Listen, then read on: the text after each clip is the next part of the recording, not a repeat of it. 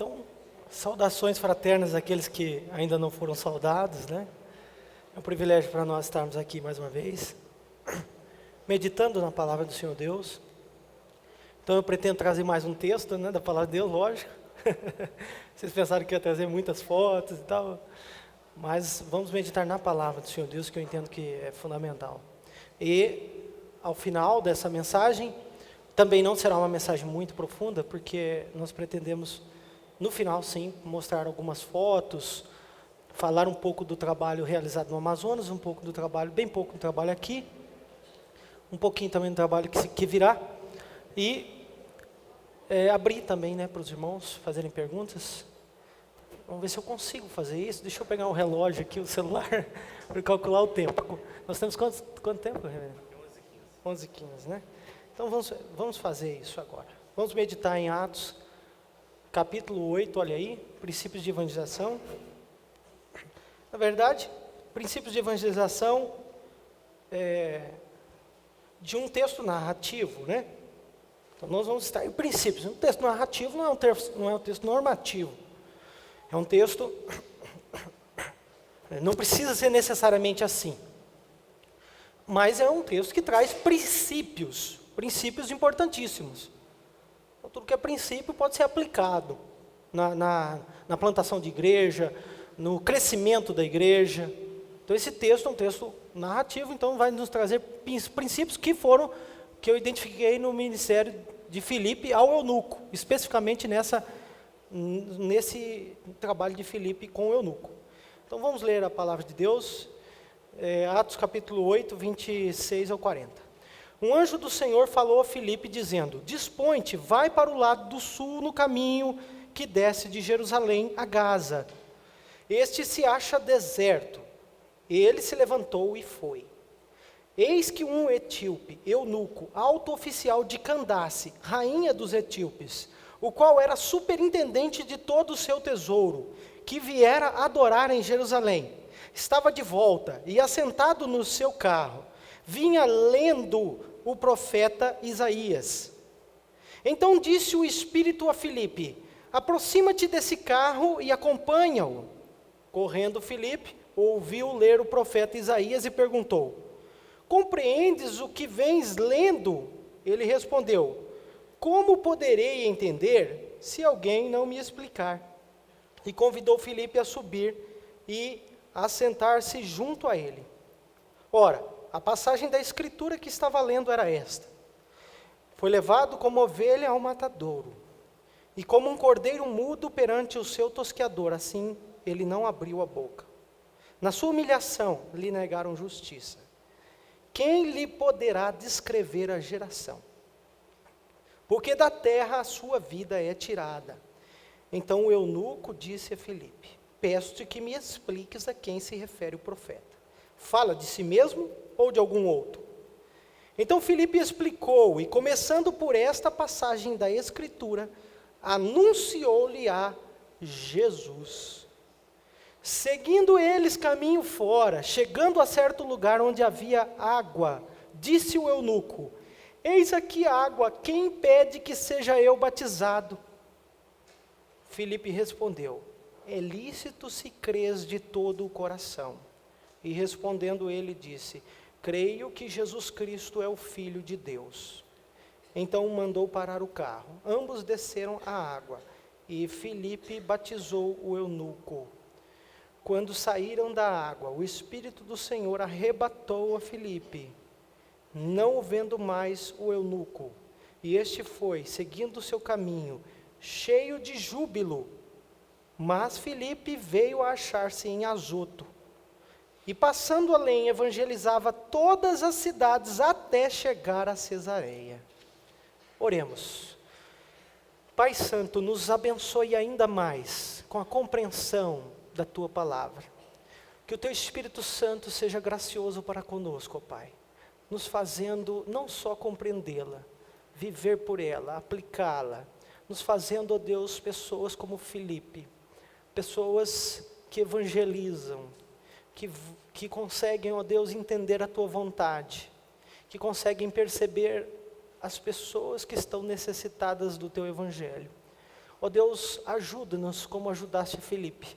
Mostra-nos, ó Deus, as pessoas onde estão, para que nós possamos ir a elas e levar o teu Filho Jesus. Nós te pedimos isso em nome de Jesus. Amém. Irmãos, esses princípios então de evangelização no ministério de Filipe ao etíope, são princípios que podem ser aplicados por nós na nossa vida, na nossa igreja aqui, na plantação de uma nova igreja. Eu disse para vocês ontem que quando cheguei lá em Borba, não desprezando, evidentemente que a formação é muito importante. E quanto maior a formação, melhor. É lógico que os nossos institutos bíblicos, eu diria que são até dão uma ênfase na questão da plantação de igreja. Mas eu acredito que nenhum curso de teologia realmente hoje consegue ensinar um pastor ou um missionário propriamente a plantar uma igreja. Parece que há uma distância entre a teoria e a prática. Então, quando a gente começa a fazer isso, há muitas dificuldades e a gente então se perde muitas vezes. Eu penso que isso acontece com boa parte. Eu entendo que eu recebi uma boa formação.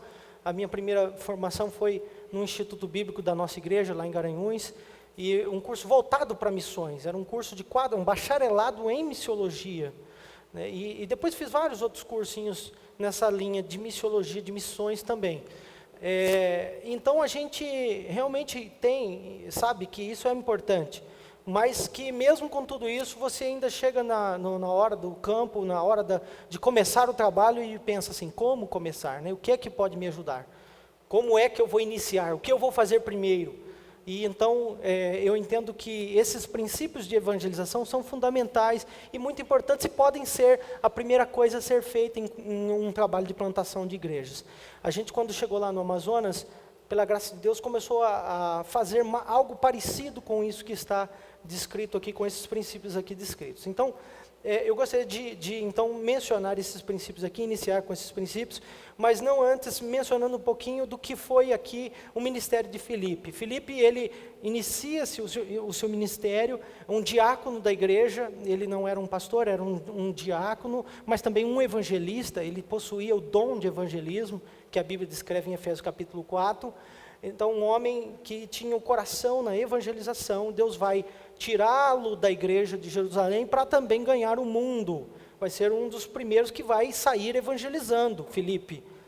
Ele vai evangelizar por muitos lugares.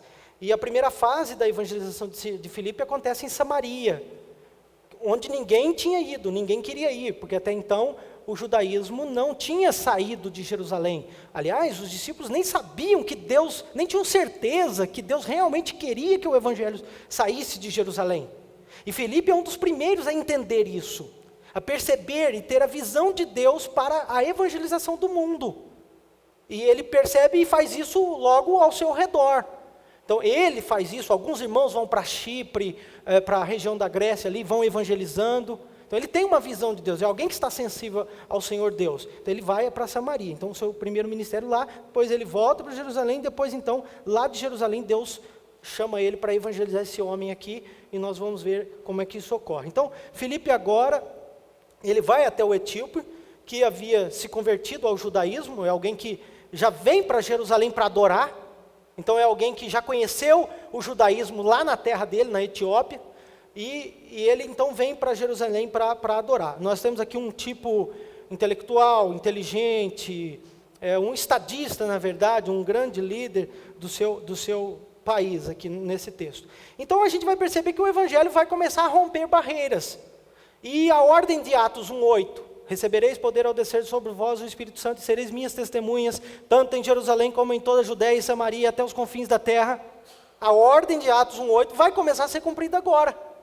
E Filipe é um dos primeiros a entender e a começar a cumprir essa ordem. O modelo de Jesus vai ser continuado, modelo de expansão do evangelho, não só de pregar numa cidade, mas na outra vizinha, no povoado vizinho. O modelo de Jesus vai ser continuado. Filipe, então, é essa pessoa que vai fazer isso.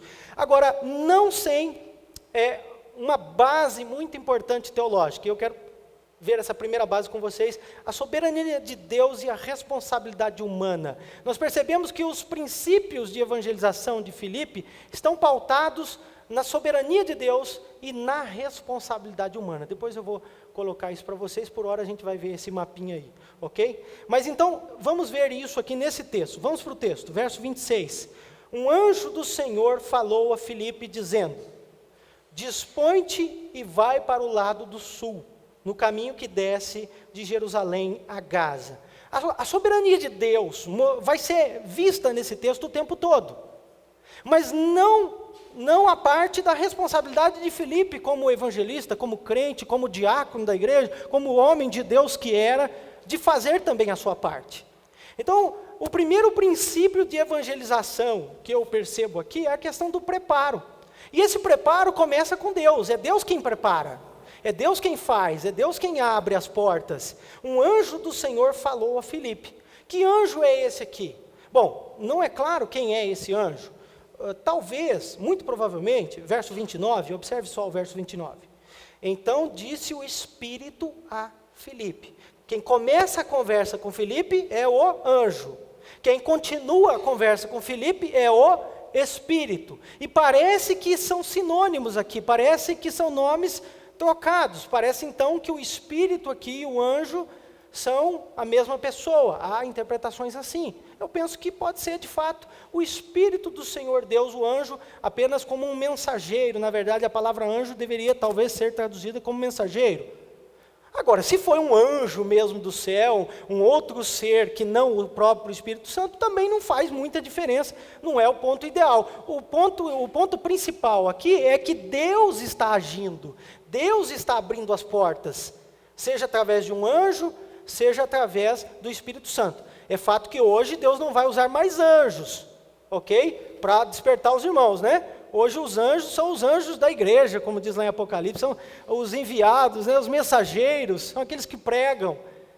Deus não espere um anjo bater nas suas costas, como lá em Atos capítulo 1, quando os discípulos estão olhando para o céu, vendo Jesus sendo o assunto levado aos céus. Então 2 varões batem nas costas dos discípulos e dizem assim: ei, varões israelitas, né, do mesmo modo como vocês estão vendo ele subir, ele vai descer.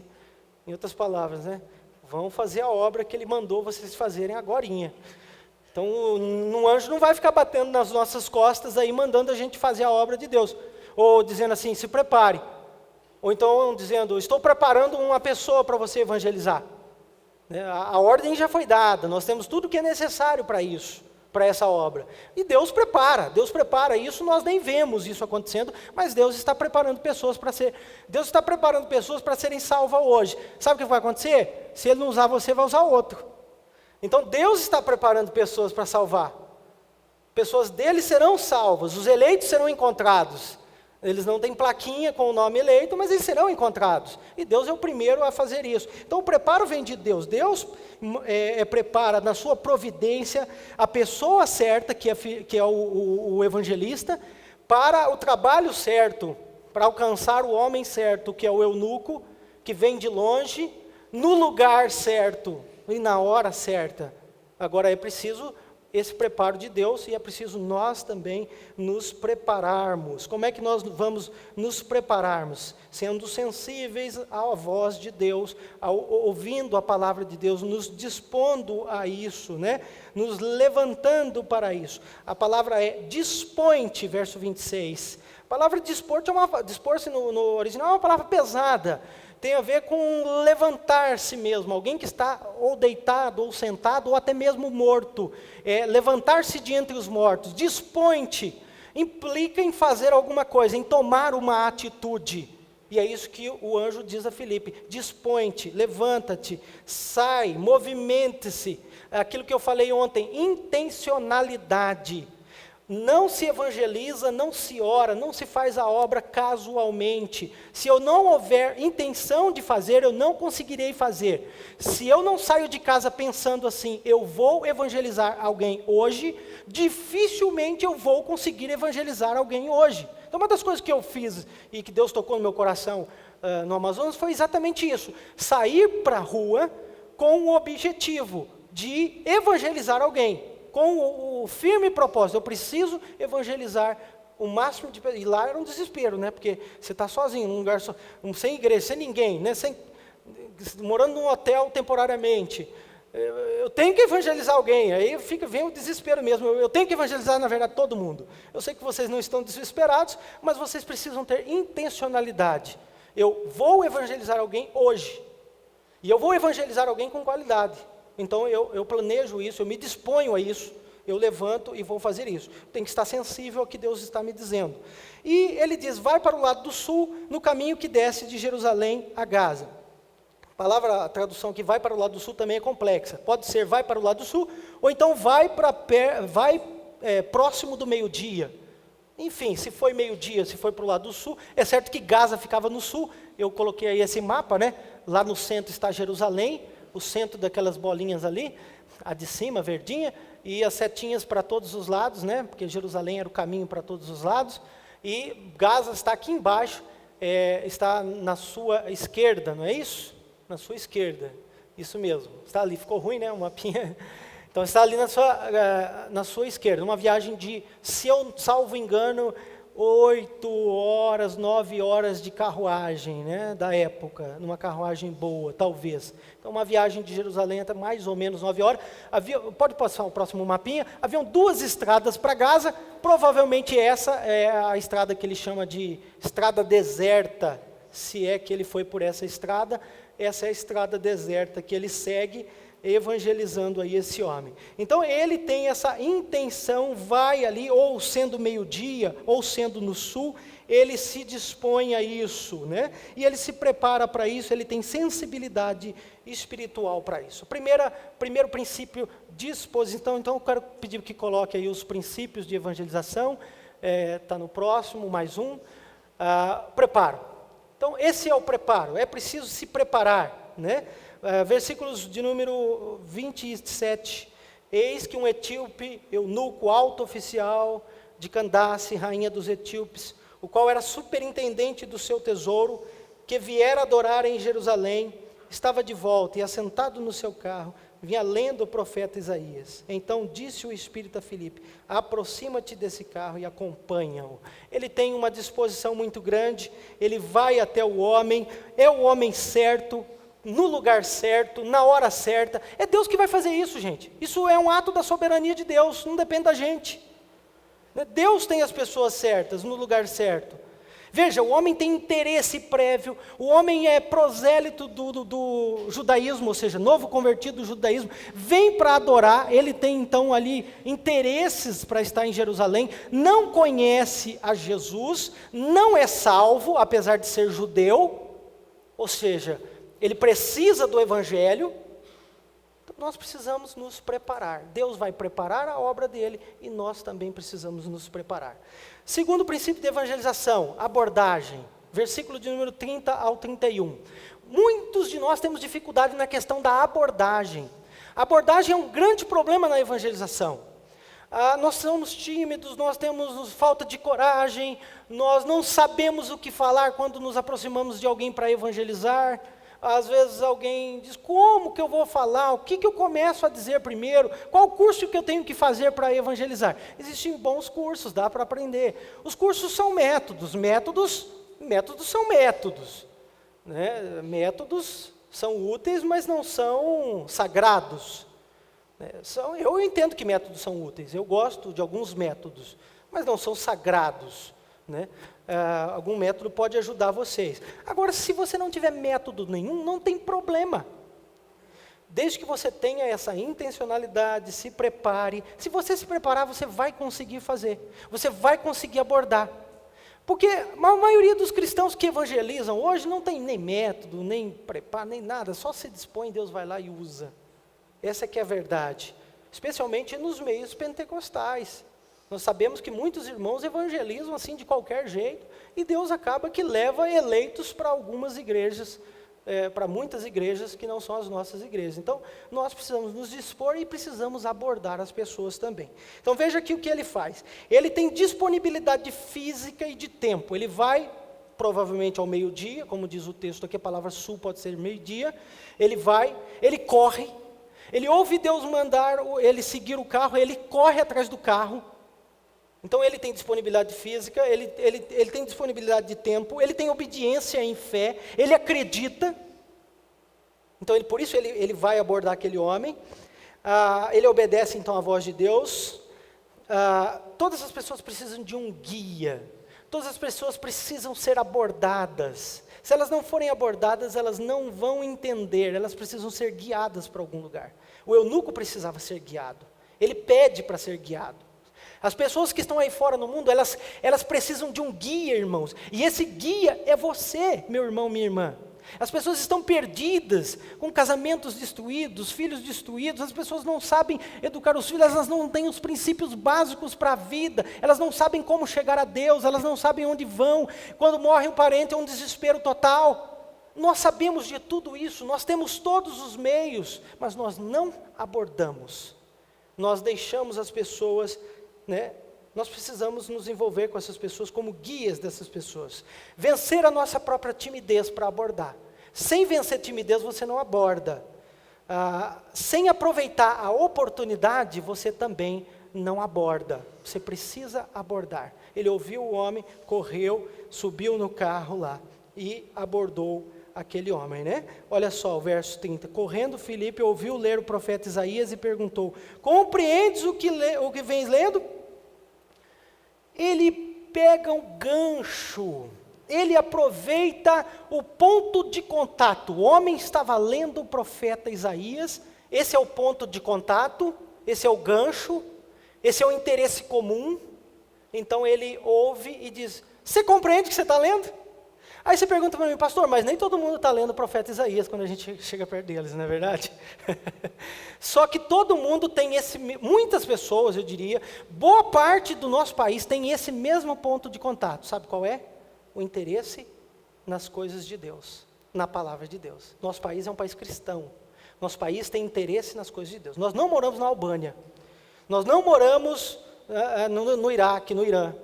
Nós moramos no Brasil, um país cristão. Totalmente cristão praticamente. As pessoas têm esse ponto de contato. Então nós precisamos aproveitar esse ponto de contato. Mandamos um irmão da nossa congregação, foi para a Albânia agora. Terrível a situação espiritual. O evangelho é difícil demais. Muito difícil pregar o evangelho em muitos países. Nós temos um grande privilégio. Nós moramos num país maravilhoso. Eu já fui mais crítico do nosso país. Mas nós moramos num país maravilhoso, gente, para evangelizar ainda. E espero que continue, mas não tenho certeza quanto a isso. Aproveite o ponto de contato. Filipe vê que é a palavra de Deus. Ele estava lendo o livro do profeta Isaías. Os católicos, muitos leem a Bíblia, outros não. Você pode chegar naquele seu colega, naquele seu amigo, e dizer assim: você já leu a Bíblia? É uma pergunta talvez abrupta, repentina, mas não é uma pergunta tola. Eu tenho certeza que as pessoas vão responder essa pergunta para você. Ou então, quando alguém falar de religião, você diz: você já conhece as Escrituras? Você já leu a Bíblia alguma vez? Eu leio muito. Ótimo. Então vamos conversar da Bíblia? Eu nunca leio a Bíblia. Mas você é católico e não lê a Bíblia? É o ponto de contato das Escrituras. Nem precisa inventar muito, Talvez não dê certo com esse ponto de contato. Mas há muitos outros pontos de contato. Os pontos de contato pode ser o projeto social. Pode ser o interesse no futebol, mas nada de ficar conversando demais de futebol, gente. Tem que lembrar que futebol tem raiz idólatra, viu? Vocês têm que ter muito cuidado com isso, ok? Então, pode usar o ponto de contato. O ponto de contato pode ser qualquer assunto em comum. Agora, eu sugiro as Escrituras. Eu sugiro que você planeje ler um texto com uma pessoa, evangelizar uma pessoa com um texto. Aquele texto que você ouviu na escola dominical, ou que você ouviu no sermão da igreja, que você entendeu, que o pastor pregou, você entendeu, eu falei: já sei o que eu vou fazer, eu vou pegar esse texto e vou levar para o meu amigo lá. Eu vou entrar com esse texto aqui, eu vou perguntar: você já leu a Bíblia? Olha, dá licença, você é meu amigo, nós trabalhamos junto aqui, mas essa semana o pastor pregou um texto na igreja lá que me chamou demais a atenção. Posso compartilhar com você esse texto? Gente, é só um pouquinho de cara de pau. Nem vai ser tão invasivo assim. Você vai estar compartilhando aquilo que Deus falou com você na sua igreja. E você vai levar para aquela pessoa. Faça isso toda semana, as pessoas vão te agradecer. Vão dizer, você não vai trazer aquele devocional lá do seu pastor para a nossa igreja? Eu tenho certeza que as pessoas vão te agradecer. E vão dizer, vamos ler a palavra de Deus aqui para mim? Lê aqui para mim. Eu tenho certeza disso, irmãos. Mas nós não abordamos. Nós não temos intenção de abordar as pessoas. As pessoas estão indo para o inferno do nosso lado e nós não temos coragem de perguntar para elas. Não é verdade? Não é verdade, irmão? Vamos confessar o nosso pecado.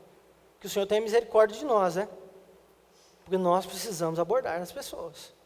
É uma coisa simples. Eu nem entrei ainda no cerne, né? Só na questão do preparo da abordagem. A gente já não vai. Como é que a gente vai chegar e vai evangelizar alguém se não tem preparo, não tem abordagem? Nós somos tão organizados, né? Presbiterianos são organizados. Mas nesse quesito, aí a gente quer fazer as coisas de repente. Não vai sair de nada de repente. Não vai sair nada abruptamente. Sem intenção, sem planejamento. Não vai evangelizar. Então, vamos nos preparar, abordar, e então abordar com o conteúdo correto, o conteúdo certo. Não é que seja errado dizer que Jesus te ama. Não sei se Jesus ama aquela pessoa de fato, né? Na verdade, a pessoa sem Deus, Jesus a odeia. Ela está debaixo da ira de Deus. Então, não sei se é muito certo a gente chegar e dizer, Jesus te ama para cá, Jesus te ama para lá. Às vezes até está cometendo algum pecado horrível, e Deus está até com raiva dela, chateado com a sua atitude. Então, é muito perigoso você chegar na pessoa e dizer, Jesus te ama. Tem que abordar com o anúncio correto, com o conteúdo correto. Então, esse é o nosso próximo ponto, versos de número 32 ao 33, né?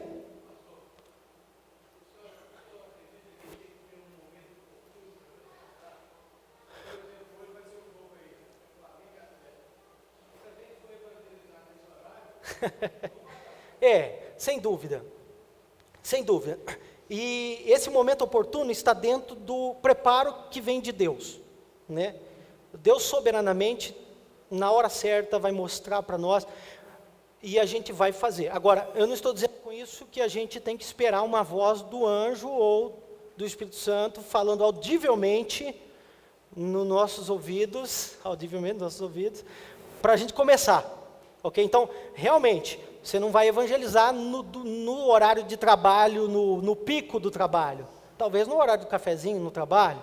Senão você vai dar um mau testemunho diante do seu patrão, evidentemente, né? Eu não sou a favor de evangelizar no carnaval. Está todo mundo pensando em outra coisa. Mas tudo bem, quem faz, eu entendo que há momentos oportunos, sim, sem dúvida nenhuma para isso. O irmão lá atrás também quer falar alguma coisa.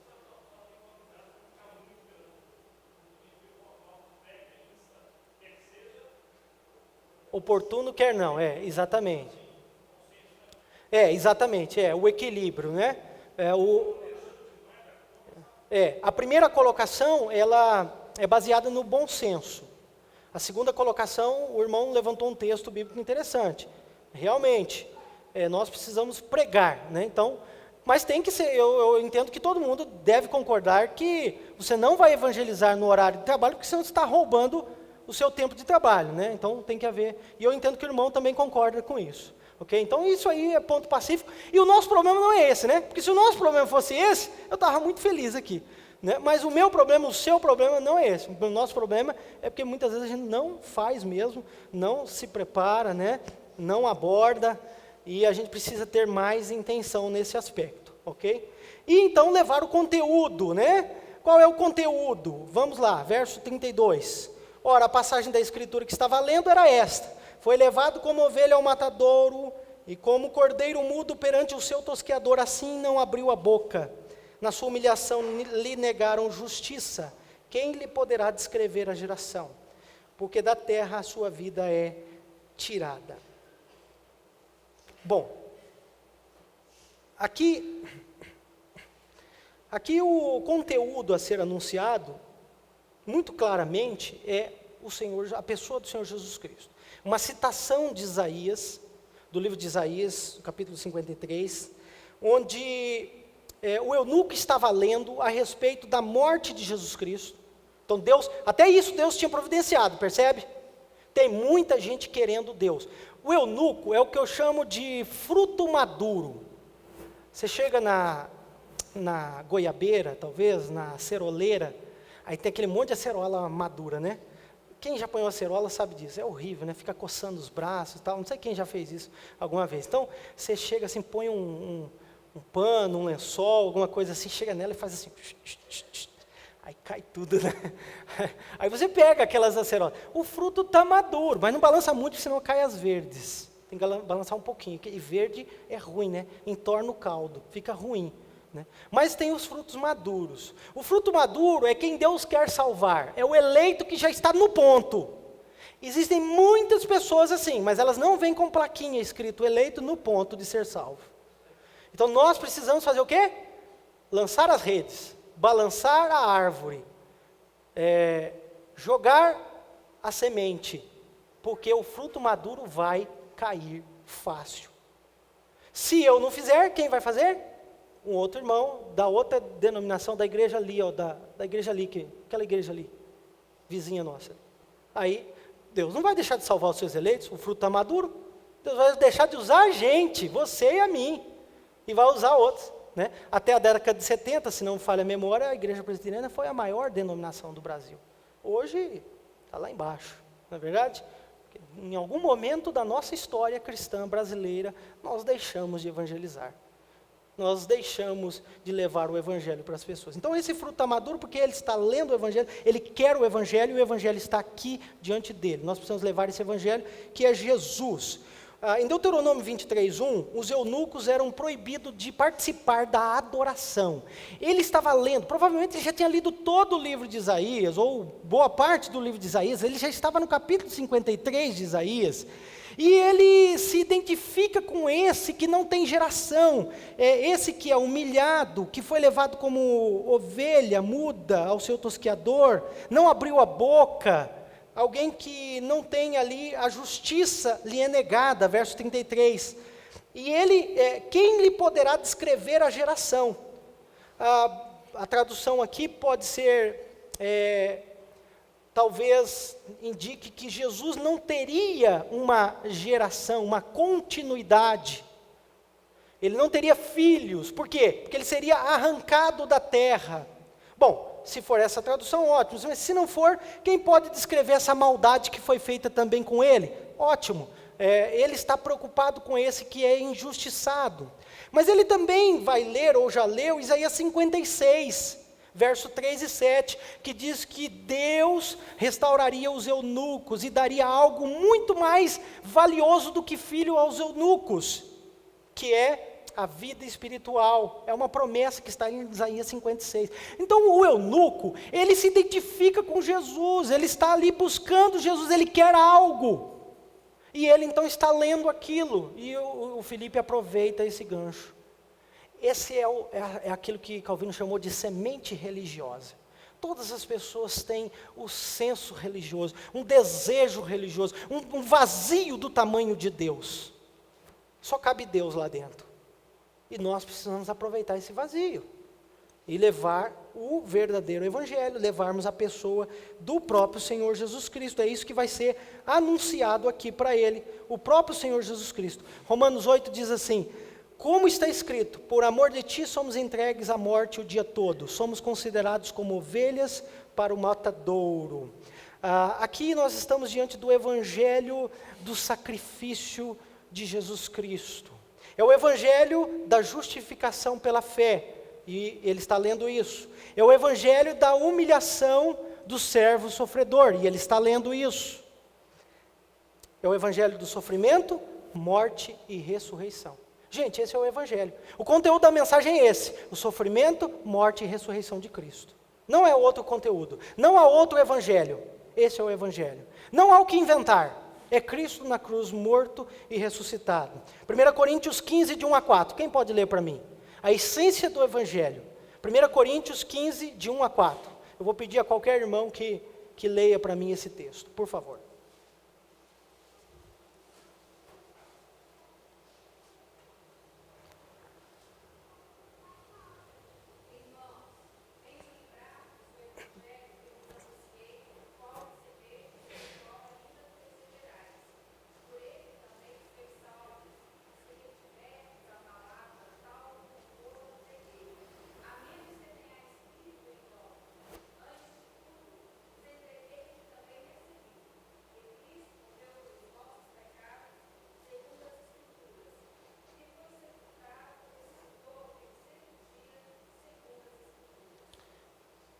Qual é o evangelho então?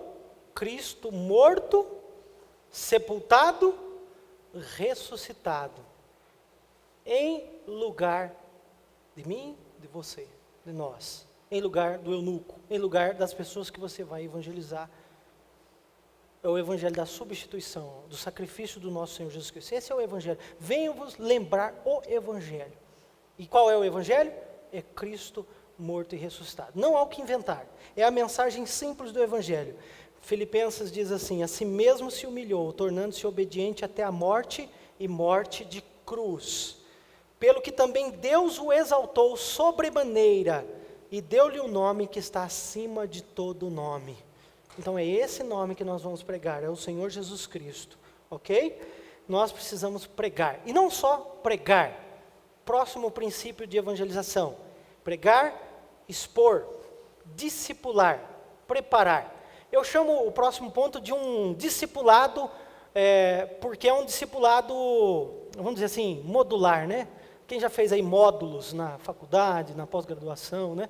É um módulo aí, vamos dizer, de mais ou menos umas 7, 8 horas, né? Que era o tempo que durava a viagem de Jerusalém até aonde provavelmente havia água. Não havia, segundo os pesquisadores, água em boa parte desse caminho de Jerusalém até Gaza, se foi exatamente essa estrada que ele pegou.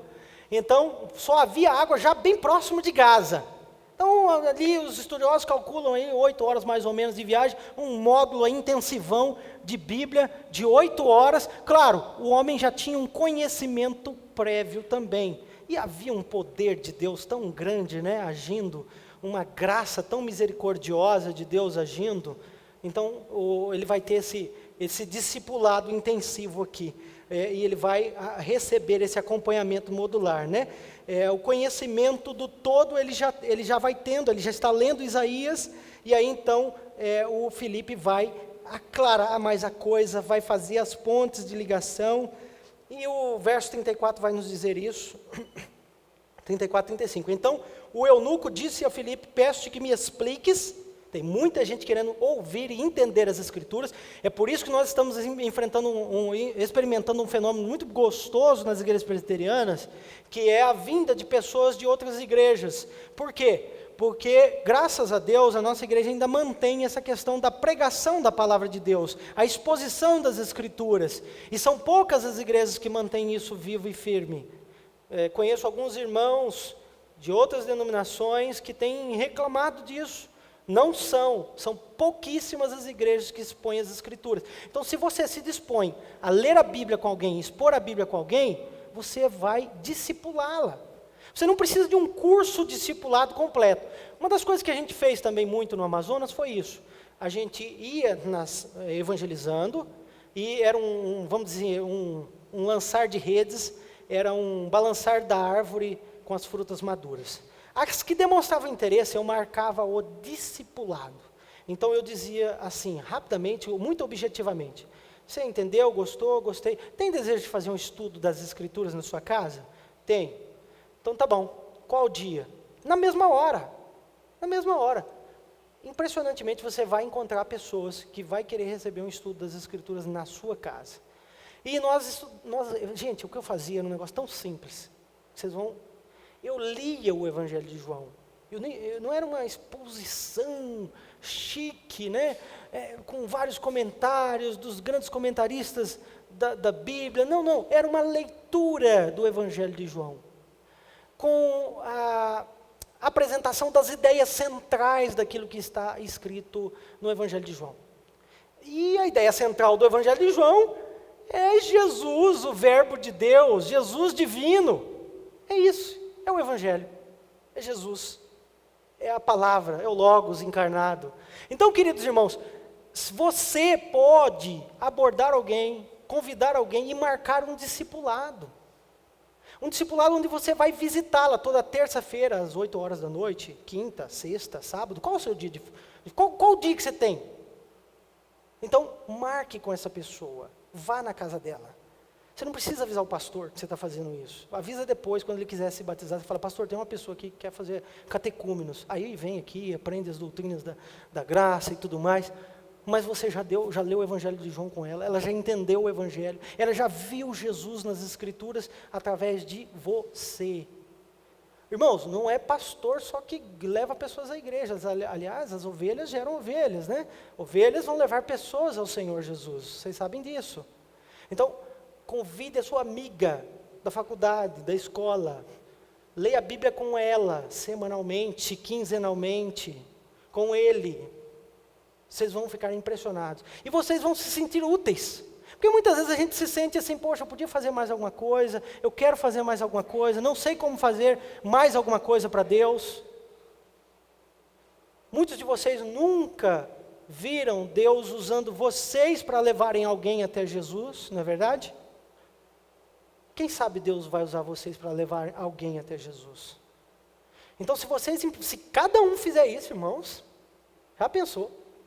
Aí você começa um discipulado, a pessoa começa, depois de um mês, reclamar e desmarcar e dizer que tem isso, tem aquilo outro. Não tem problema, isso é normal.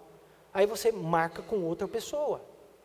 Para com aquela. Faz um programinha de leitura de João. Se leu o Evangelho de João, leu os 5, 6, 10 primeiros capítulos, a pessoa já começou com desculpa, nós vamos encerrar por aqui, se um dia quiser visitar a nossa igreja, visita, marca com outra pessoa.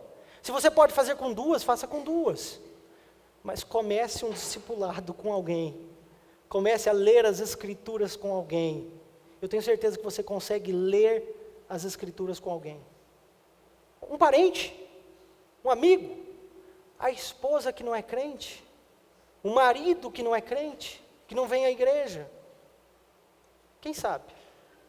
O filho que é membro da igreja, que é filho da igreja, mas que ainda não se batizou, não fez sua profissão de fé, talvez não seja salvo.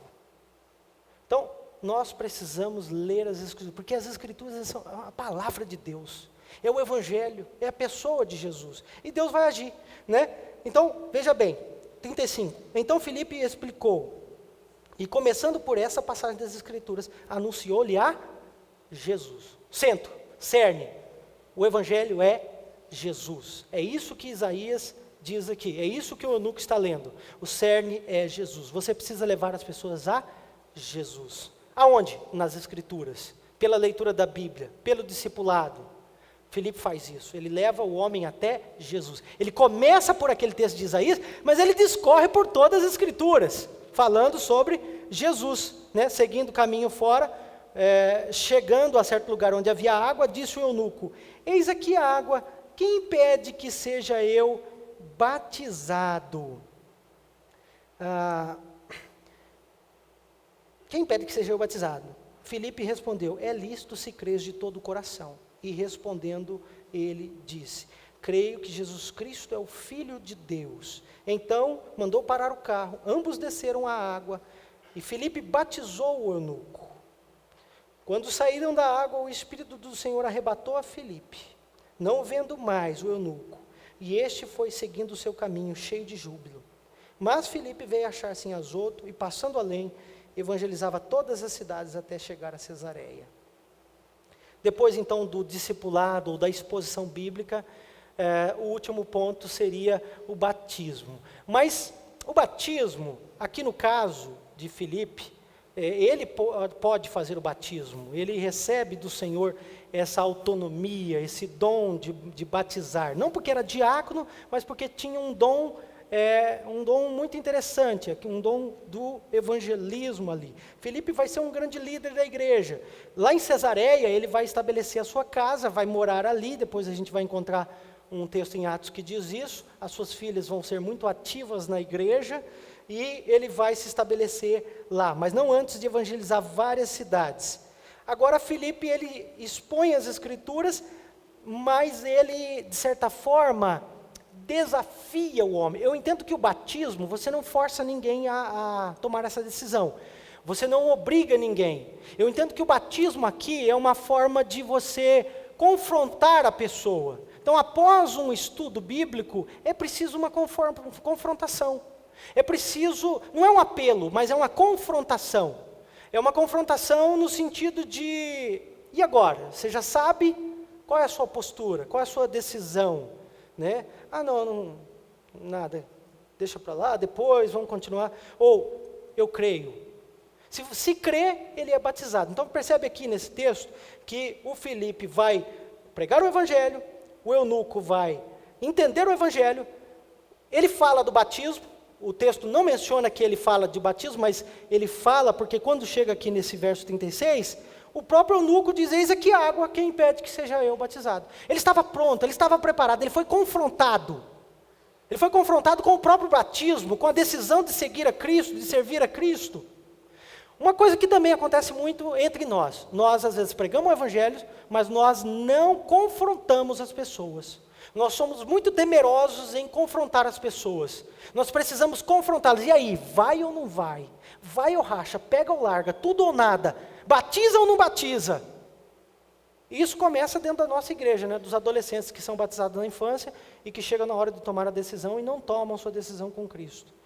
E segue também na nossa evangelização, na nossa vida. Nós precisamos confrontar as pessoas de forma amorosa, carinhosa e com a palavra. E Filipe faz isso. O homem entende, o homem toma a iniciativa. Então, a iniciativa não vem do evangelista, não é uma imposição, não é uma obrigação, mas é uma iniciativa do evangelizado. Eis aqui a água, e quem impede que seja eu batizado? E aí então, Filipe diz, se crês de todo o coração. E aí ele faz uma confissão. Eu acredito que essa confissão está nos textos originais. Se não estiver, não tem problema, porque era uma forma normal, usual de batismo. Então ele faz uma confissão pública. E então, diante dessa confissão pública, Filipe o batiza. Eles descem a água e batiza por aspersão dentro da água. Viu, irmãos? É porque... Não batizou lá, não mergulhou não. É porque eles descem a água porque a água estava embaixo. Por isso que eles descem a água, ok? Então ele desce a água e inclusive algumas traduções dizem que eles... a expressão que é usada é que eles estavam de pé nas águas. Alguma coisa nesse sentido, que as águas eram rasas e eles estavam ali sobre aquelas águas e ele é batizado. Filipe tinha autoridade para isso, você vai evangelizar, discipular e trazer para a igreja e o pastor vai batizar. Aí é uma equipe perfeita, plena, completa, né? E isso pode ser aplicado aqui, na próxima congregação que vocês vão abrir, levar uma equipe, levantar pessoas interessadas, lançar uma rede de malha grossa. Primeiro você vem com uma rede de malha grossa, né? Para pegar os peixes graúdos, ou seja, os peixes interessados, os frutos maduros.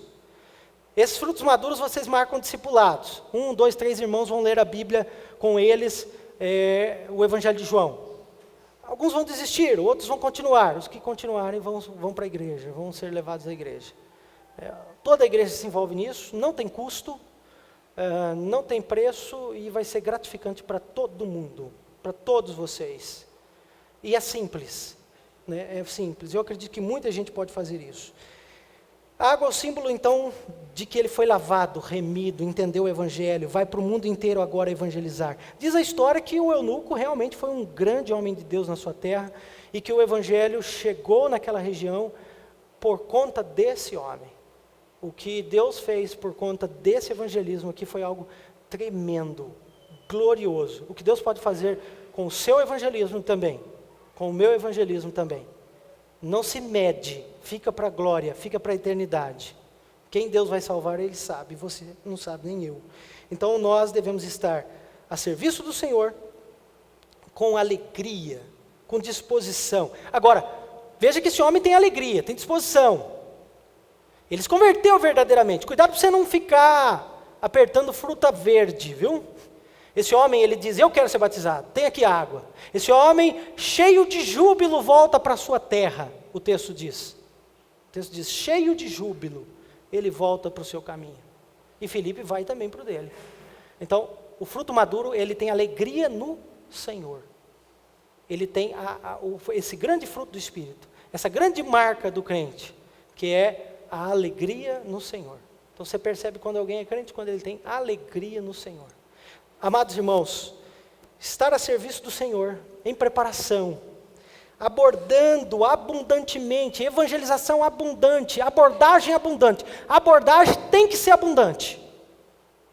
Tem que ser abundante. Hoje aqui, lá no comércio, eu lembro que eu fui trocar o pneu da bicicleta, aí evangelizei a borracheira da igreja, da cidade de Borba. Foi a primeira convertida, foi a borracheira. Ela é uma senhora, devia ter uns 45 mais ou menos, 50, e trocava pneu de bicicleta. E lá, quando eu cheguei no Amazonas, eu só tinha uma bicicleta. E ganhei lá na igreja em Manaus. Eu fui com uma mala e ganhei de uma igreja lá uma bicicleta, cidadezinha pequena, 20 mil habitantes, 25 mais ou menos. Peguei a bicicleta e ia lá na borracheira e evangelizava ela. Foi o primeiro membro da igreja, lendo o Evangelho de João. Quando eu cheguei, sabe em qual texto ela se converteu? Adivinha?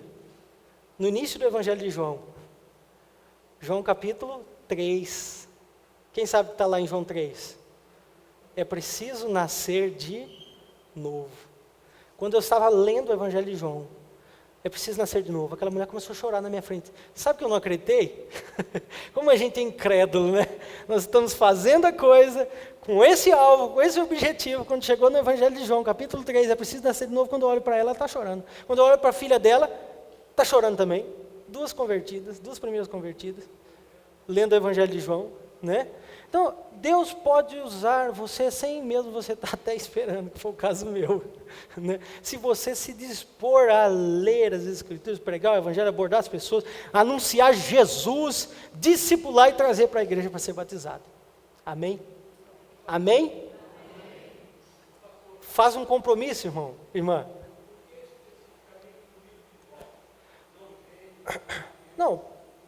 Não há uma especificidade, não. Eu acho o Evangelho de João muito prático, apresenta a pessoa de Jesus de uma forma muito simples. Então, não é todo mundo que vai ter facilidade de mostrar Jesus em Gênesis.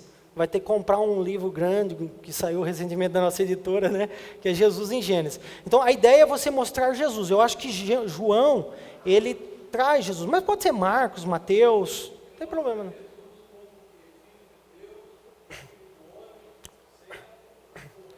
Jesus é o Filho de Deus, né? O Verbo encarnado, Filho de Deus, né? Exatamente. Agora, mesmo que fosse como rei ou como servo, todos os evangelhos apresentam a pessoa do Senhor Jesus, né? Você vai conduzir as pessoas ali. Eu recomendo o Evangelho de João pela simplicidade, por não ser necessário um aprofundamento muito grande teológico. Agora, quem tem mais, tem que dar mais. A quem mais é dado, mais será cobrado. Então, quem sabe mais deve, quem sabe até preparar um discipulado, alguma coisa assim, né? Mas eu quero que as irmãzinhas, as senhorinhas, os jovens, os adolescentes possam ler algumas passagens das Escrituras, muito simples, com outras pessoas. Isso é muito importante. E apresentem Jesus. Ok? Vamos passar aqui agora algumas fotos.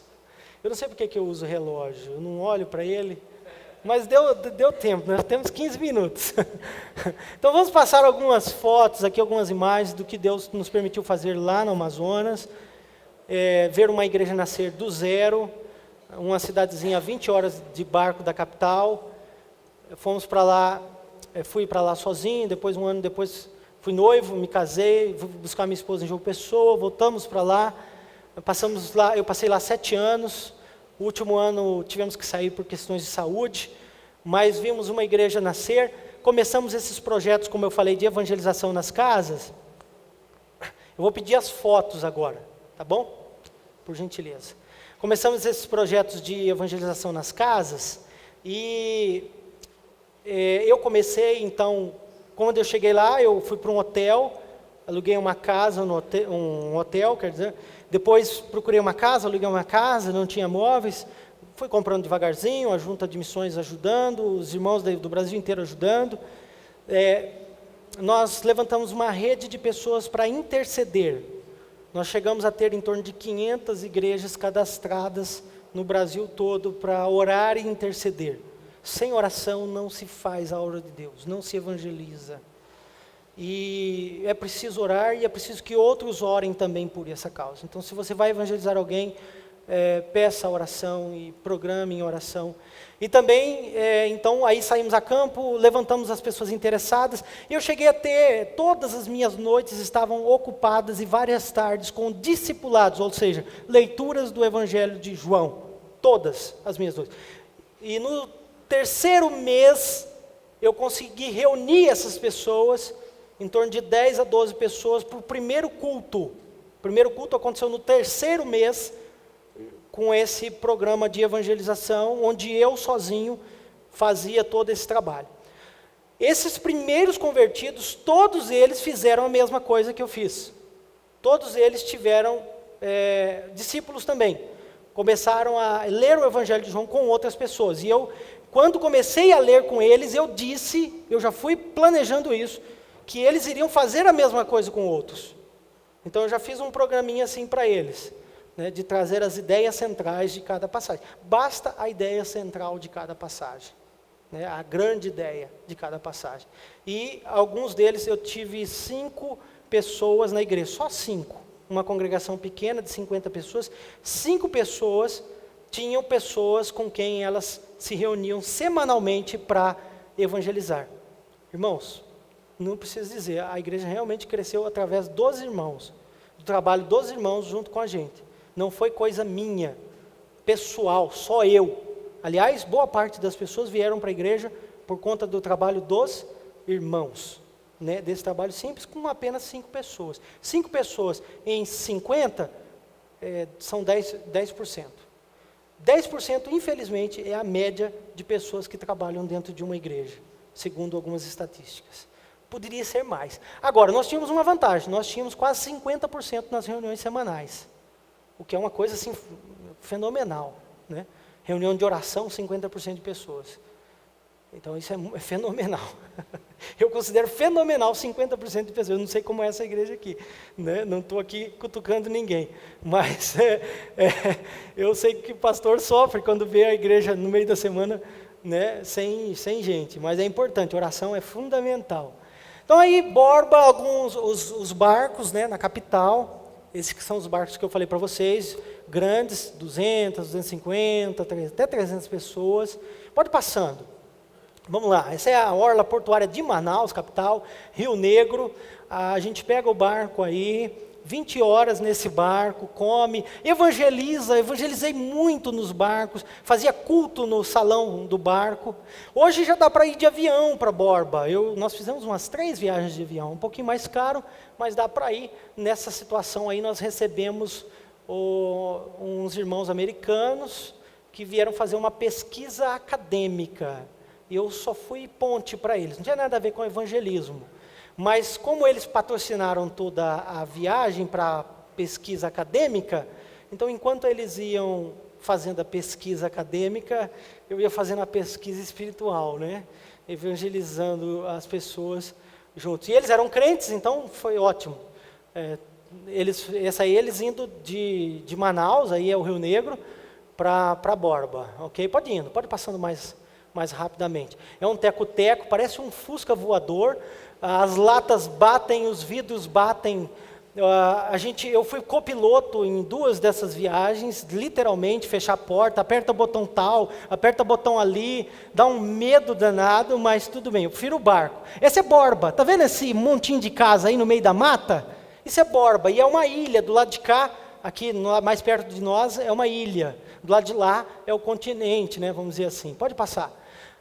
Aí a cidade de Borba, então, 20 mil habitantes, um concentrado de casas e um espalhado de pessoas no meio do mato. Pista de pouso, pode ir, o pessoal chegando em Borba, eu recebendo as irmãs, os irmãos. Esse rapaz foi filho de missionário americano na década de 70 no Pará, esse irmão.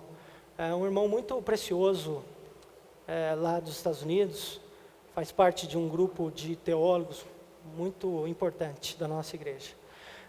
Aí o barco, né, essas fotos são um pouquinho melhores, né, do que as outras. O posto de gasolina, havia 3 postos de gasolina, esse é um deles, lá na beira do rio. A gasolina caríssima, poucos carros na cidade. Quando eu cheguei tinha uns 20 carros, mais ou menos, na cidade. Muitas motos, mais de 300 motos na cidade. Muita morte por moto também. Pode passar mais rápido. Aí uma visão da ilha. O posto de gasolina, tem aí, um barco típico, a canoa, boa parte das pessoas vivem disso, vão de um lado para o outro nisso, realmente são 3, 4 dedinhos para a água entrar, e a gente vai tirando a água, enquanto vai entrando, porque todos esses barcos entram muita água, todos, até os grandes, pode ir passando. E a gente vai tirando a água, enquanto a água vai entrando, a gente vai tirando. Nossa primeira viagem missionária foi numa dessa. Assim, mais ou menos como aquela ali, está vendo que a linha da água e a linha do barco é quase que invisível? Nós viajamos muito nesse tipo de barquinho. Não faço mais essa loucura hoje não, viu? Tem umas coisas que a gente faz que pela misericórdia, viu? Acho que a gente também não tem juízo. Mas Deus vai dando aos pouquinhos, né? E a gente fez aí 3 horas numa viagenzinha dessa daí, horrível. Quando passou um barco grande, a alma fazia assim. Mas esses são os barcos. Pode passando mais rapidamente. São os barcos na região. Não é uma pontezinha que liga uma área, um bairro ao outro da cidade. Muito comum os meninos dentro d'água. Os meninos são como peixe. Já nascem sabendo nadar. Né? A gente que... eles não se importam muito com água. A água é muito bom lá para eles. Barquinhos pequenos, né? Nós tínhamos um barquinho da igreja, vivia desse jeito aí, afundado. Eu tirei ele de dentro da água, acho que umas 8 vezes, mais ou menos, até que eu enjoei daquele negócio. Uma vez meu sogro foi lá e apelidou o barco nosso de o Anticristo. Sabe por quê? Porque ele tirava o pastor da pregação, do evangelho. O pastor dava um tempo daquele barco que só podia ser do anticristo um negócio daquele. Tirava o pastor de perto de Cristo, as ovelhas de perto de Cristo. A gente vendeu o barco e achou melhor trabalhar com aluguel. Não parou o trabalho, mas fretamento era mais vantajoso do que manter aquele elefante branco. Mas aí é o hotel da cidade, é uma praçazinha. Aí é o centro da cidade, né, onde todo mundo gosta de tirar foto, porque é um dos lugares mais bonitos da cidade, né? Então as fotos são todas aí. Pode passar. A frente da cidade, vamos dizer assim. Tem uma área mais bonitinha, vocês vão ver no final. Alguns barcos que são feitos lá, todos são feitos lá. Esse aí é um barco de índios. Eles são índios mesmo, de uma das tribos que estão lá. Nós fomos até essa tribo, evangelizamos essa tribo algumas vezes. Alguns irmãos da igreja foram a essa tribo. Certa feita, a irmã passou num concurso do IBGE, e nós, então, cedemos o barco para o IBGE, o nosso barco, e ela saiu patrocinada pelo IBGE para fazer o censo. E o marido dela era o piloto. Enquanto ela ia fazendo o censo, o irmão ia evangelizando. Eles evangelizaram uma tribo enorme. E o pessoal da FUNAI nem soube, viu? Os ribeirinhos entram e saem dentro das áreas indígenas sem problema nenhum. A gente já é mais difícil, né? Cada vez mais difícil. Apesar de que os índios de Borba são bem desprezados. Essa menina é da igreja, famílias da igreja, uma menininha, eles criavam um jacarezinho assim, lindo, pequenininho. Eu só dizia assim para eles, cuidado, um dia a mãe desse menino vem buscar o filho aqui, viu? Então, cuidado. Depois eles soltaram o jacarezinho. O macaquinho e tal, pode ir passando. Isso é um balneário, era gostoso demais, tomar um banho, água preta, parece Coca-Cola, muitos rios de água preta, igual Coca-Cola mesmo, imagina você nadando num rio de Coca-Cola, só não dava para beber, né? Não era gostoso com Coca-Cola. Então, aí, a casa dos irmãos também, irmãos da igreja, né? Irmãos preciosos, tiveram muitos contratempos, muitos problemas, mas graças a Deus, essa família está toda firme no Senhor Deus hoje, né?